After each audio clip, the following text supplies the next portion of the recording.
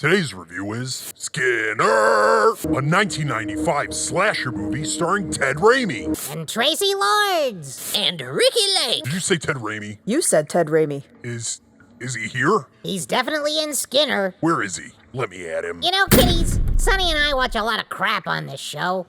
Amen. Yeah, so it's really refreshing when we come across a great neo-noir art house gem like Skinner. Testify. Wait, Skinner? A gem? Really? I think that's perhaps too strong an appraisal for Skinner, Vic. You had to know Vic was gonna love this one, but I'm surprised. You didn't like it, Sonny? I wanted to. A gross-out Ted Raimi serial killer movie with K&B special effects? On paper, that's Oscar-level shit. Well, for anybody who hasn't seen the movie, Skinner is about Dennis Skinner, a drifter who, by day, cleans up 90s music video factories, but by day for night, Skinner is out walking the streets, looking for prostitutes. Are you for sale? To skin. We're gonna have a talk, you! Great original idea for a slasher movie, Vic. Oh, yeah. I did like how the title of the movie is also his name, and also what he does. I wish everybody's name explained their character motivations. Aha! So you did like the movie. You're just pretending not to because you think liking an art film is cringe. Dutch angles. Skinner definitely made me cringe a couple times, but let's tell everybody what we liked about the movie. I call the skinning. Aw, man. Ha ha. Too slow. Yeah, K&B didn't pull any punches with this one. Great job, Robert Kurtzman. Boy, what I wouldn't give to peel off that eggy scalp of his and wear it for a day. The rest of the movie is boring, though. Yeah, the slimy skinning parts were really neat. The movie needed a lot more of that. Yeah, how you gonna make a movie called Skinner and skip so many good opportunities to flay? See? That guy right there! Flay him, you fool! Well, I agree with you guys that the special effects were great, but this movie goes deeper than mere exploitative grindhouse trash. Not that I don't love trash, but Skinner is a different kind of sensibility. It's got Ted Raimi in literal blackface.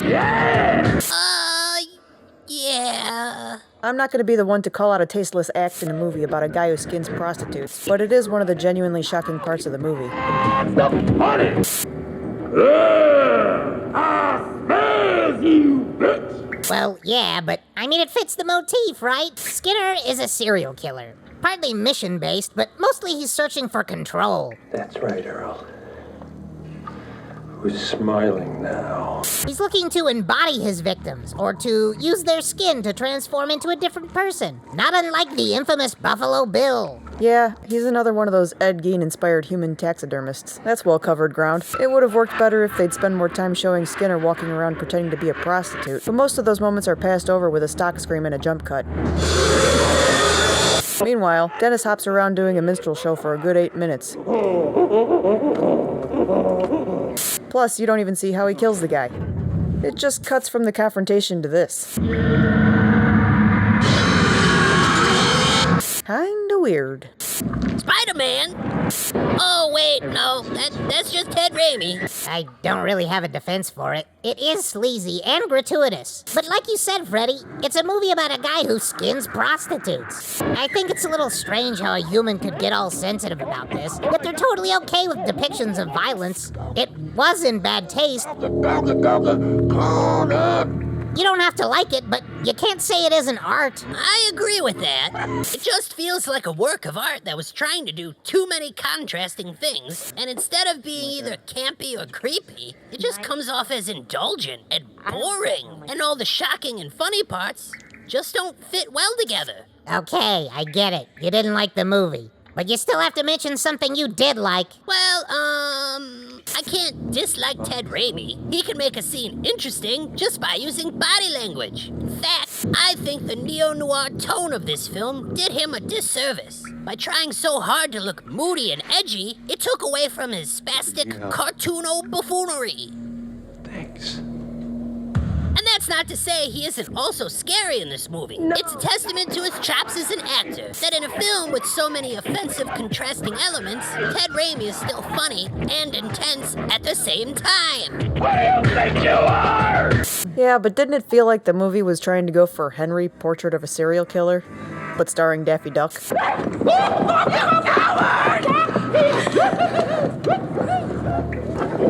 Michael Rooker would be a great live-action Elmer Fudd. Yeah, right.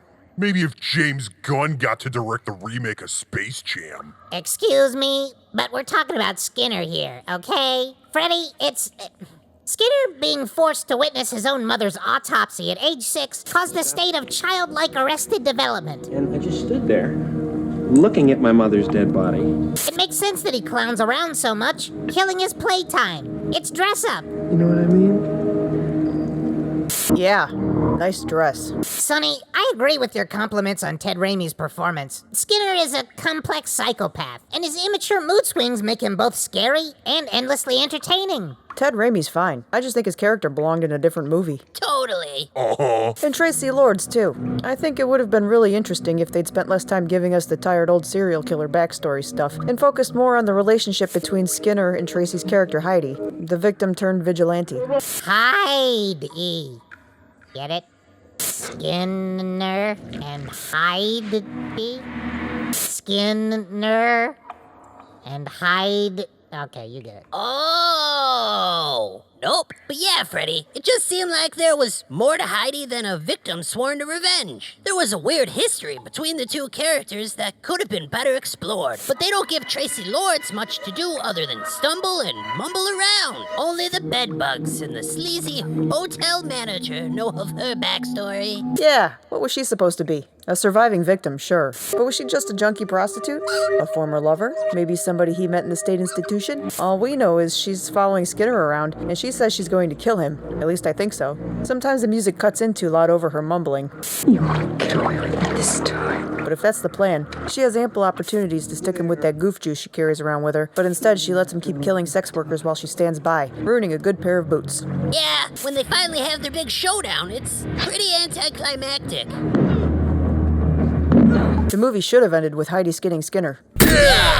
Yeah, and then she could ask him how it feels, and Skinner could be all like, I don't know, you tell me. Boom! Credits. Techno music. Yeah, instead it ends on a screamer after Ted Raimi goes on too long because the director forgot to say cut. So, Freddy, would you say that Heidi and Skinner's relationship was your favorite thing about the movie? Nah, I think my favorite thing about the movie was the horribly awkward love triangle between Skinner, Rikki Lake's character Carrie, and her husband Jeff, played by David Warshofsky. Morning. How you doing, big guy? Oh, I was cringing so hard I broke one of my teeth. Yeah, mercifully they left out the love scene between Rikki Lake and Ted Raimi. But it's the fan service nobody knew they wanted until they got it. I love how Dennis is just throwing out signals the entire time that he's a mega creep, but Carrie's so lonely that she's willing to let him paw all over her with his raw chicken hands. There isn't one interaction between them that isn't uncomfortable. So long as you're all right. I'm fine. Okay. I'll just wash this for you. Freddy, I'm a little confused. So, Carrie is mad at Jeff because they need money, Are you just gonna walk out that door without even saying goodbye? but she's also mad that he has to go to work? Goodbye. Yeah. And Jeff is mad because they need money, but he's also mad you that doing? Carrie rented out a room in their house? Who the fuck is Dennis? That's what happened in the movie. Wow. I think I understand why I find Carrie and Jeff to be so insufferably lame now. None of this would have ever happened if old Pie Crust Face didn't just drag old Ricky Big Legs along on his old big rig trucking adventures. They still get to make money. They still get to make each other miserable. Ted Raimi and Traci Lords never show up to horribly scar them for life. Problem solved. You think maybe Jeff didn't want to take Carrie along on his great big convoy because she'd cramp his style at the truck stops? Yeah, she'd probably be cock-blocking all those sweet lot lizards. Lot lizards, huh? If you were watching the movie, Jeff has a no lot lizards decal on his truck. He calls his wife at 3 a.m. to tell her he loves her, and he brings her flowers. Stop trying to assassinate his character. He took a shot of goof juice from Traci Lords for her. Would any of you do the same? For Rikki Lake? No. Nah, fuck that. Maybe. Yeah. So don't judge Jeff. He knew there'd be something wrong with Skinner from the very beginning. And it wasn't just marital jealousy. Freddy, I agree with you that Carrie's reaction to Skinner's idiosyncrasies felt a little silly. Dennis, I laughed my cheeks off. Sorry. But it's perfectly within the realm of reality for lonely people to be irrationally attracted to the dangerous and volatile assholes of the world. You know as well as I do that infamous convicts get fan mail all the time from desperate, lonely characters like Carrie. I'll give you that, but it doesn't make it any less funny. Yeah, well, at least you got some enjoyment out of it. I just thought Rikki Lake's performance was dull. All she ever did was whine. It's 4 in the morning. There's no real reason to have that love triangle thing because the most interesting part of the movie was the relationship between Ted Raimi and Traci Lords. They had a real cool, crazy thing going. Heidi, stay away from my tools. You know how much I hate that. And they put a big Rikki Lake blanket all over it. Vaps, without Carrie and Jeff, I would have enjoyed this movie a lot less for what it was. I think it's gonna be a good day today. Don't you think? Yeah? What's gonna be so fucking good about it? I'd say that's what ultimately made the movie watchable for me, because otherwise it just comes off as blandly self-indulgent. Is that a thing? I feel like it is. Great. So everybody but Vic hates the movie. Fine, cool. Yeah, and now that makes you look stupid for liking a thing that everybody knows is dumb. Ha! Say, Vic, why don't you give us all a reason to appreciate this movie and tell us what you liked about Skinner? What didn't I like about Skinner? Like everything you guys have been complaining about. I like the art house meets grindhouse look to the whole thing, all the skewed close-ups and clashing light, the contrast in tone, the disparity between the subject matter and how it's treated. You're looking for. The juxtaposition of Ted Raimi doing a goofy laugh over a hard-driving synth music bed.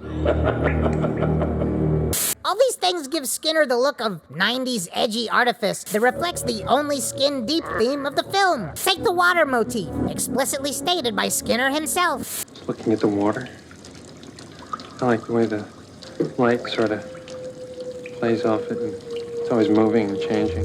The human body is mostly water. I think this is a fact that Skinner understands to a perversely profound degree. It's not only a visually interesting motif, but a great subconscious reminder of the transitory nature of body and mind. Not unlike Hermann Hesse's classic story, Siddhartha. Huh?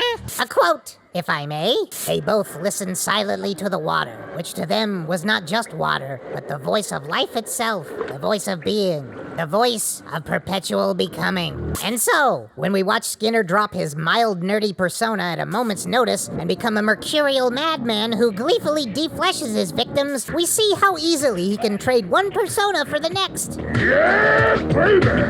Is it not just as easy for our bodies to be broken down, destroyed, and reshaped with the help of a few shoestrings? And what of the integrity of ourselves? That is to say, our spirits, our minds? Yes, even the mind can be excoriated. How a person fits into their skin shapes much of their persona. Yet underneath that skin, when it is flayed and stripped away, all of our secrets are laid bare. For within our bodies, beneath the flesh and organs and muscle and fat, beneath the nerves and veins and sinew resides the abyss, my friends. Can you hear it now? Sweetly calling.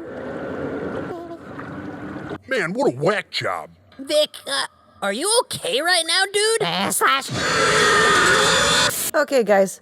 How about we do the rating and wrap this up, huh? I think Vic needs to chill in his kennel for a bit. 5 diapers. Skinner is one of the best slasher films of 1995. Ice Cream Man came out in 95, so no. Vaps, say your rating. 2.22, 2 diapers. Not enough skinning, too much grinning. I like it. I'll give it 2.5 diapers, but I'd be up for watching a sequel. Sure. And I'll give Skinner 3 diapers. Really? Yeah, I didn't think it was good in the conventional sense, and I'll probably never watch it again. But I wasn't bored. Bonus points for topless Ted Raimi. Oh, well, all right, I'll take it. Objectification! That gives Skinner a Ruiner's Metascore of 3.1805 diapers. It's a slick and nasty take on the popular serial killer craze of the 90s, with Ted Raimi at his rubber-faced best. Yeah, so that's like 2 slasher movies in a row that I didn't find boring or terrible. Think we can watch something else now that isn't just people getting peeled up worse than Rikki Lake's potatoes? Damn it! I'd be down for an action movie. Ugh, anything without Rikki Lake's potatoes. That's not discounting Hairspray, is it? Oh, I know what movie we're reviewing next, but that's for me to know and you to find out! He's up to something. Grab him! Keep him away from the VCR! So, Ted, does the carpet match the drapes or what?